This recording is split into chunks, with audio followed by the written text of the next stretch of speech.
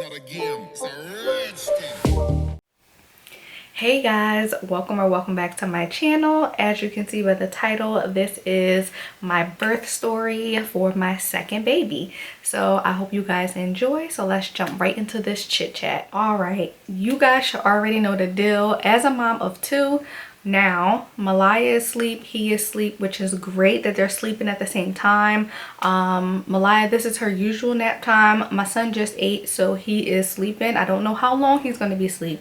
He's not even a month old yet, so he'll be a month soon. So we're trying to get, you know, everything together with him, but currently he's sleeping. So if I'm talking a little low, please just don't mind it. I'm trying to keep my voice neutral so you guys can still hear me and so he won't hear me a lot and wake up.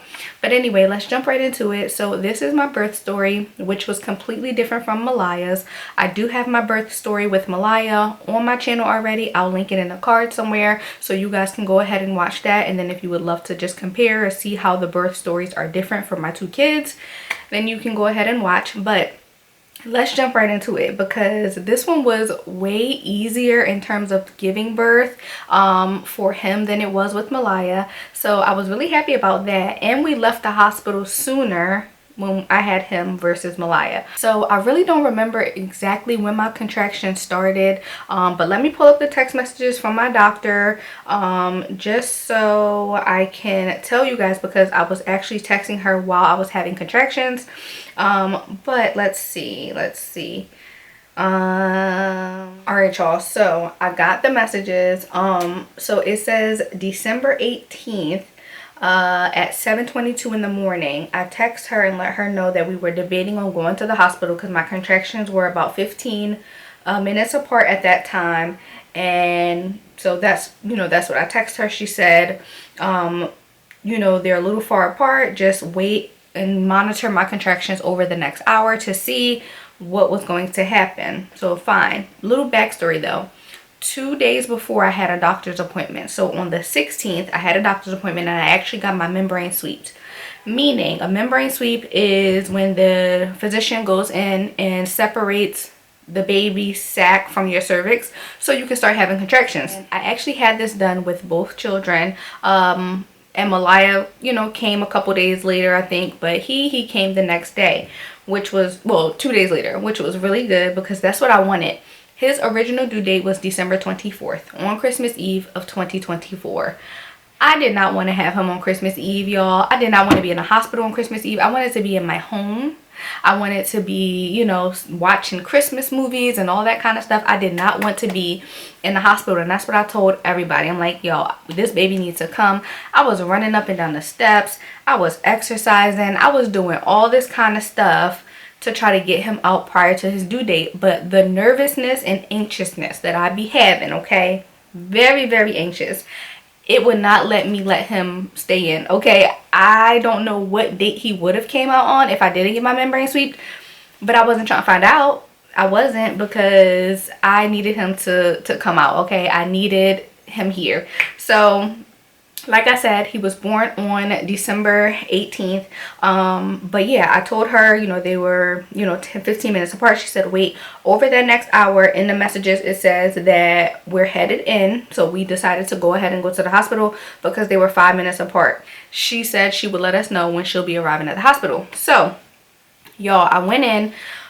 We had Malaya with us, so one of our friends, her name is T. Hey T, if you're watching this, she actually met us at the hospital that morning to watch Malaya while I was going into labor, because we don't have family out here. If you don't know, all of our family lives in Philadelphia and in other places, so it's not like we had people to just rush out here and be here on time like when spontaneous labor happened. We didn't know when it was going to happen. So she was nice enough to come watch Malaya at the hospital for us until Malik's mom came up to get Malaya. So we were at the hospital. We finally got there. Malik had to park the car. When I say in the car ride, we live about 20 minutes ish away, depending on traffic, maybe 25 minutes away from the hospital that I wanted to deliver at. Y'all, on the way to the hospital, Hitting any kind of lumps, bumps would trigger a contraction. I was in so much pain when I was trying to eat food, because you know you can't eat when you're in labor. I didn't know how long this labor was going to be. It was just crazy. So I was like, Malik, try to watch the bumps, you know, let me try to eat. Let me try to feed Malaya breakfast, because it was 7 o'clock in the morning. She's only 2 years old. She like, I'm hungry, I need to eat, like feed me now. So we got her some food. I tried to eat something. I think I only ate half of a cheese biscuit from Chick-fil-A, and maybe a couple of tater tots, and then Malaya had her food or whatever. So y'all, the pains were getting so strong as we were getting so close to the hospital. So we finally got there. Malik parked. I jumped out the car. I grabbed my purse, because I know I need my ID and all that kind of stuff. I jumped out the car, y'all. 5 steps in towards the front door, I had to kneel down and squat because this contraction was so freaking strong. I'm like, yo, what is going on? Like, this is crazy how strong it was. After having a baby 2 years ago, I didn't remember what they felt like. I'm like, you know, maybe this would be easier because it's my second baby. Absolutely not. Absolutely not. These contractions were hurting me, y'all. Like, I was in so much pain. So what happened? So I had to sit there for a minute. I could not move. I'm squatting down. A nurse came by, asked me if I was okay. I'm like, yes, I'm fine, whatever. Malik came out the door. Mind you, the car is still parked. Malaya's still in her car seat. Malik can't, she's not in a car seat. Malik had her in his arms. Came and pulled out the little wheelie chair thing. It doesn't look like a typical wheelchair, but like a hospital wheelchair. And he pulled it out, and I had to wait a minute until it went away. The nurse helped me in a chair. They wheeled me up to the 7th floor, which I think is the 7th floor. Yeah, labor and delivery. So Malik, went to go make sure he got the bags, parked the car, all that stuff. I was up there by myself, and we were waiting for, here's the baby. Is he gonna cry? Is he gonna stop? If he hear my voice, I think he's gonna continue to cry, but right now he stopped. So we were waiting, like I said, for T to come up. She lives fairly close to us, so it was going to take her additional 20 minutes or so, or maybe more, because she needed to get dressed and stuff to come up to the hospital. So Malik was in a waiting room with Malaya while I was getting prepped to do all the things. So when I got up there, they checked me in, they got everything together. These contractions were so strong. They was like, how far apart? I'm like 4 to 5 minutes apart. They're like, oh my God, okay, let's get you to a room. When I say they whisked me off to the back, like this nurse was moving so fast in his wheelchair. She literally sped me down the hallway to a random room, right? There wasn't assigned, because I called up there and let them know I was coming ahead of time, and I told my doctor. For some reason, this happened with Malaya as well. They didn't know I was coming. So like, where's the miscommunication? Because I called up here, gave y'all all my information, and let y'all know I was coming. All right, y'all, I had to come get him, but there was a miscommunication. Like, I was like, how did y'all not know I was coming? I already let y'all know, I was coming, and I called the labor and delivery unit directly. So after that, after we got all that situated, random room, right? So I sat on the bed, she took my shoes off and everything. I'm about to get hooked up to the monitors and stuff, and it was like, no, this is the wrong place. She's in active labor. This is postpartum care. And the lady was like, the nurse was like, oh, I'm sorry, I know, but she said she's 4 to 5 minutes, like this baby is coming. All right, y'all, so I had to stop the camera because my battery was dying, number one, and my son woke up, so he's now back to sleep right here with me. So hopefully he stays asleep. But let me see, where was I at? Oh, I was telling y'all that the nurse put me in the wrong place, so they took me to the right place, the right room, to prepare for labor because the baby was coming. So once they got me to the right place, I retook off everything, got myself together. I didn't get into like the gown or anything like that until later on, because I was already 5 centimeters, 4 or 5 centimeters when I got there. So they was like, okay, we're gonna see how you're progressing, let's get you your IV in. They had to check me in, do registration, all that kind of stuff. And mind you, in the midst of all of this, I'm having contractions. When I have contractions, I don't like to talk. Like, some people could talk through there, some people, you know, be chilling. No, I need silence. Don't talk to me, don't say nothing to me. Like, I need my eyes closed. I need to get through it. When I say they felt so, they were so bad. They were so bad. Like, I'm not even gonna lie to y'all. Like, I'm sorry if it's any new moms watching this video, but they were bad. Okay, those contractions were not playing. So the nurse I had initially to get me through the initial prep of everything, she was so amazing. I don't remember her name, but she was so nice. But you know, I was holding on to her as the contractions was happening. She was letting me hold her hand, all that kind of stuff. Mind you, I was by myself. Malik was not there, so I couldn't hold on to anybody but her. But like I said, she didn't mind. She was really nice and everything.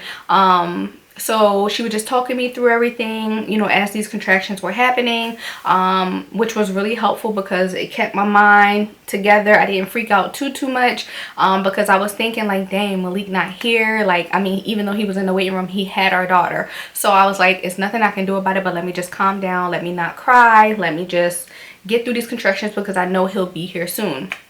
So we were getting everything together. They put in my IV, and then they was like, do you want an epidural? No question about it. Yes, I want an epidural. I want one right now if I could, okay? Because we know like hospitals are really busy, and anesthesia, they take forever sometimes. You never know what's happening. So I was like, yes, I know I want an epidural. There's no question. I don't want to see how far I can get. No, give me the damn epidural right now. So they put in a call for that. He was down there in like 7 minutes. I know that's a weird number, but like he was down there really quick. Like, I didn't have to wait. So it was two gentlemen who came in, two doctors who came in to do the epidural. I think one of them was a student doctor because the other doctor was teaching him and just talking him through everything. Really nice guy. All of them was sweet. So I got the epidural put in. Again, if you never had an epidural, it is painful when they first put it in, okay? Especially the I wouldn't say it's painful when it goes in because the epidural is separate from the numbing medication. The numbing medication was painful. That needle is so long. It was very painful. I was like, oh goodness, no, like I can't. But obviously I did it because I had the epidural done. What, man? What is it? But I had the epidural done. Everything went smoothly. No issues, no problems, because you can have issues with an epidural, and it worked too well, okay? So once they put the epidural in, everything was cool and fine. And the crazy thing is, I don't even remember when Malik came in. I think another doctor came in to talk to me about the risks and everything of epidurals and like labor or whatever, and I was like, okay, that's fine. And then more contractions, whatever. Then more nurses came in to get me on the monitors and get everything set up, get me fluids for the IV. And then I think that's when Malik came in. So he came in, I already had the epidural done. And then what else? Oh, they asked me, do I want like a peanut ball and stuff like that to help labor, you know, speed up so I can get to 10 centimeters. My doctor came in, the doctor who I was texting, like my actual OBGYN. She came in and we were just talking and chit-chatting or whatever, and I let her know like got the epidural, it's, you know, working. I feel my legs going numb and things like that. So we were just chit-chatting for a little while, and then she went on and, you know, seen other patients and did other things. And then by that time when Malik did come in, T was already here, so that's why he was able to come to the back with me. So we was chilling. Honestly, it was nothing like in between that, because once the epidural, you know, came and I started feeling it, I didn't feel any more contractions at all. Like, that epidural was like magical, okay? It was magical. So let's speed along to the actual process of the labor. So by the time I was 10 centimeters, he was actually born at 3:21 p.m. Mind you, I went into labor at 7 a.m. So he was born at 3:21, I believe. 3:22? 3:21. He was born at 3:21 p.m. in the afternoon on December 18th. But during the actual labor, child, 3 pushes, he was out. Okay, 3, y'all. 3 pushes, he was out. I didn't have no tears, no rips, no bleeding, no nothing. He was out in 3 pushes. And on the 3rd push, my doctor was like, you really don't even have to push. Like, she was like, just breathe, pause, and he slid right out. I was like, thank you, God, okay? It wasn't like any issues. And it was crazy because it was so like serene, I guess is the word. Like it was just peaceful, calm, no issues. He came out. My first labor and delivery story, like I said, y'all gotta go watch it because it was like a lot compared to this one. It was a lot. So I was so happy that this labor was, you know, peaceful. I really wanted her to at least deliver one of our children, being as though we have a friendship outside of a patient doctor relationship. And she did. She delivered him. So it was good because she was the doctor for Malaya, but she wasn't on call at the time to deliver Malaya. But she did break my water with Malaya, but then she had to go because she wasn't, you know, on call. But with him, she was actually able to deliver him. So we share that, you know, bond and things like that with her, which we're really happy about. So this labor and delivery was really smooth, really easy. Once I had him, we did skin to skin for the hour. Malik did cut the umbilical cord. What else? But once they moved us to the postpartum room where I was at the first time and wasn't supposed to be there, they moved us to the postpartum room. Things were smooth sailing. Malik's mom finally came and got Malaya. T went home or whatever. And then what else? After that, we were just, you know, relaxing. They do all the tests on the baby. They make sure I'm okay. And then he finally got his circumcision that next day. And then we went home that same day. So it wasn't really much of a like dramatic birth story. But it was really peaceful. It was really a really good experience. Like it was really nice. Malaya got to meet her baby brother. And we actually have a picture in the hospital. I don't know if I'm gonna share it because it's a little personal. I don't know, but we have a picture of Malaya asleep in the bed with me on one side, him and his on my arm. I think I was holding him. He was asleep, and it was just like, oh my god, I really have 2 kids, y'all. Like that's crazy. So yeah, that was my birth story. Like I said, it was really positive. I got to go home on December 19th and not be in the hospital on Christmas, which was so exciting because no, I was really happy about that as well. But he's happy, he's healthy, and that's all that we, you know, wanted for him, is to be a healthy baby. But yeah, that's pretty much it, y'all. I hope you guys enjoyed this birth story. I know this is like a shorter video, but I hope you guys enjoyed, and I will see you in my next one. Bye.